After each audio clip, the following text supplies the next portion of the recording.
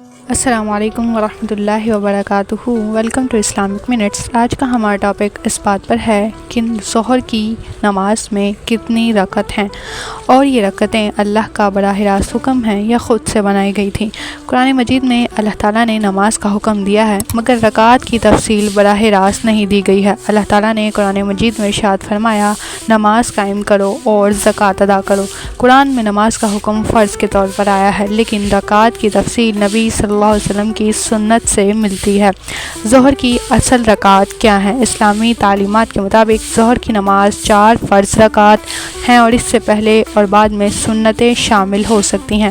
عام ترتیب سنت موقدہ کے ساتھ ہے: 4 سنت فرض سے پہلے، 4 فرض، 2 سنت فرض کے بعد اور 2 نفل اختیاری۔ مجموعہ بعض روایات میں 12 رکعات تک پہنچ جاتا ہے لیکن یہ پورا نظام نماز ہے نہ کہ صرف فرض اور حکم۔ نبی صلی اللہ علیہ وسلم نے ارشاد فرمایا، جو شخص دن اور رات میں 12 رکعات سنتیں پڑھے اللہ اس کے لیے جنت میں گھر بناتا ہے۔ یہ حدیث سنت موقدہ اور نوافل کی فضیلت بیان کرتی ہے نہ کہ فرض نماز کی تعداد۔ یہاں ایک بڑا نکتہ ہے کہ فرض نماز اللہ کا لازمی حکم ہے، سنت اور نفل نبی صلی اللہ علیہ وسلم کی مکمل سنت اور اضافی اجر ہے، یعنی ظہر کے 4 فرض اللہ کا حکم ہے، 12 رکعات کا تصور مکمل سنتی نظام ہے۔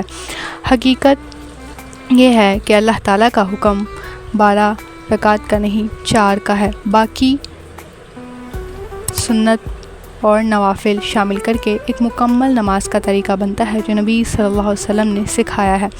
بہت سے لوگ سمجھتے ہیں کہ ظہر کی 12 رکعات فرض ہیں لیکن حقیقت یہ ہے کہ 4 رکعات فرض، باقی سنت اور نفل ہیں اور یہ سب مل کر ایک مکمل فضیلت بناتے ہیں۔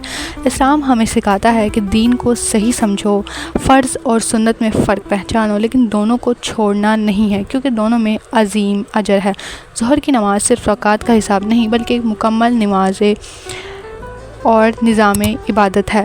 4 رکعات فرض ہمیں اللہ کا حکم یاد دلاتی ہے اور سنتیں ہمیں نبی صلی اللہ علیہ وسلم کی محبت اور طریقہ سکھاتی ہیں۔ اگر ہم دونوں کو سمجھ لیں تو نماز صرف عبادت نہیں رہتی ہے بلکہ زندگی بدلنے والی حقیقت بن جاتی ہے۔